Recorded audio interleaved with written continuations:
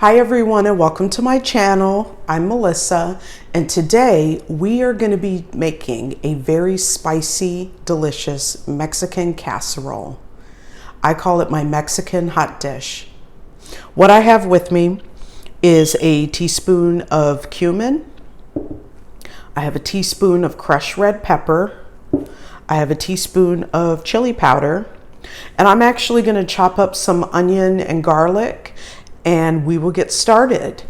And when we're done making our sauce over the ground beef that I'm going to prepare this with, I'm actually going to mix it with some natural tomato sauce. This is about 8 ounces. Let's begin. So as part of the casserole, we are going to have some rotini pasta that's going to be mixed in.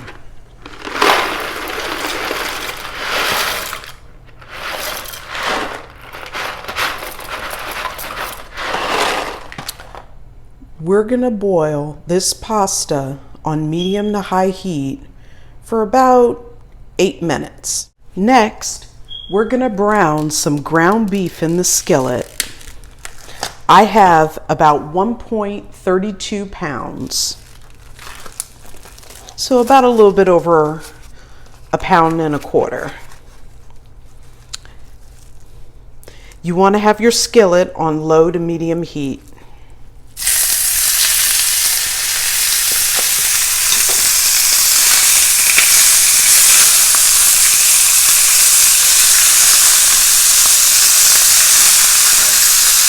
Once the ground beef is completely browned, you're going to notice some juices form.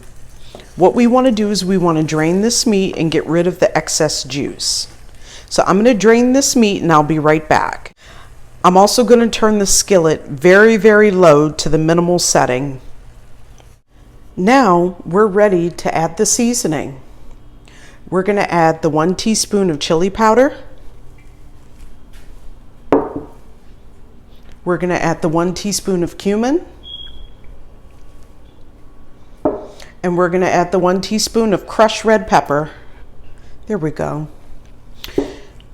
Now nothing is really etched in stone when it comes to the measurements of the seasonings. I may add a little bit more as I stir the meat. I'm also going to add a very small sliver of onion that I've already chopped up and then 1 clove of garlic. So obviously you can add to your taste. If you want a little bit more onion and garlic, you can, or if you want to use less, you can. But the onion and garlic is going to give it a little bit more seasoning. Okay, so I've added a teaspoon of each spice, but I actually want to add a little bit more of the chili powder and the cumin. I actually want to change the color of the meat. The meat's going to have a deeper brown color because of the chili powder. So I want to make sure that everything is completely covered. And don't be afraid to add. It won't be, it's almost hard to overpower it because you have so many things mixed in, and you'll see in the end, especially when we add the tomato sauce. The tomato sauce really buffers the spices that are in this meat, so it's not overpowering. It just gives you enough of a kick, enough of a taste to really give it flavor, but the tomato sauce really does neutralize the stronger spices in this meat mixture. So you can add really as much as you like and you'll probably be in good shape. I'm gonna just maybe add a little bit more cumin. I'm running low on a couple of things. Cumin is one of my favorite spices, so I think we're doing pretty good. And I want to make sure it gets on all of the meat and that it's evenly mixed. There we go. All right, that looks a little bit better, and you can kind of see the crushed red pepper in here. It's not that obvious, but you can see it. Okay, so I'm going to turn the skillet off. And we are all set with the meat. Now let's go ahead and check on the pasta.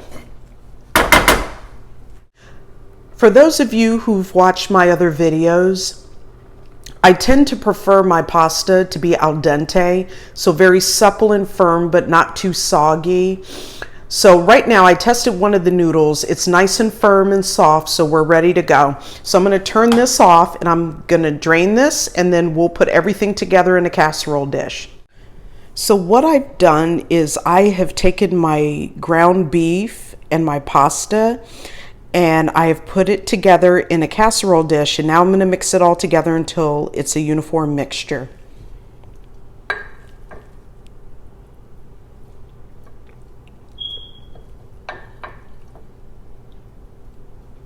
Trying to be very gentle here because this is a shorter casserole dish, and so I like shorter casserole dishes because then that means that the casserole will be more of a deep dish style and be a thicker casserole. If you use a longer, thinner dish, your casserole is not going to be as deep, which, you know, is fine if that's what you want, if you don't mind it not being deep. But I really like a deep dish effect with my casseroles.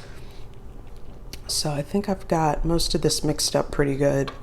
Okay, so now what we're going to do is we're going to add the tomato sauce. And what I have is 8 ounces of just plain basic tomato sauce. We're going to go ahead and mix it in. And this was the sauce I was telling you about that will neutralize the spices. And so that keeps the casserole from being too overpowering, which is very important, especially if you're not a big spicy, you know, type of person. If you don't like spicy foods, that's perfectly fine. The cumin, the crushed red pepper, and the chili powder will give it really good flavor along with the garlic and onion, but you don't have to worry about it giving you heartburn. Now, tomato sauce does have acid, so I can't promise that you won't have heartburn, but at least it won't be too hot. Okay, and this actually gives the meat more of a savory, saucy texture. See how it's nice and moist? You want that because what we're going to do is we're going to sprinkle some cheddar cheese on top and put it in the oven, and the oven heat is going to dry out the meat, but because we have the tomato sauce mixed in, the meat is going to stay moist. So very important. Plus the tomato sauce does give another dimension of flavor. Okay, I think we are all set. We're going to go ahead and sprinkle this with some cheese, and then we'll be ready to put it in the oven.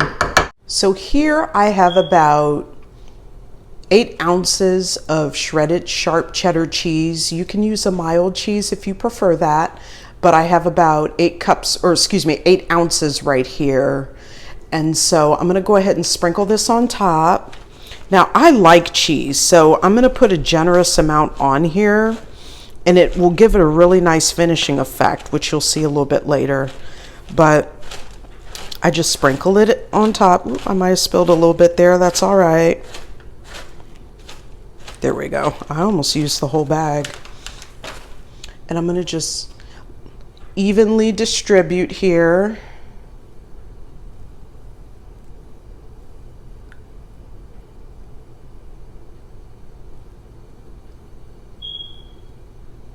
Just balance it out. What the heck? Just a little bit more. It's not going to hurt. Okay. So I'm going to preheat my oven to 350 degrees, which right now it's at about 112. So we have a little bit of a ways to go. But once it hits 350, we're going to bake it in the oven for about 10 to 15 minutes. Okay, so now that our oven is preheated to 350, we're going to go ahead and put the casserole in for 15 minutes.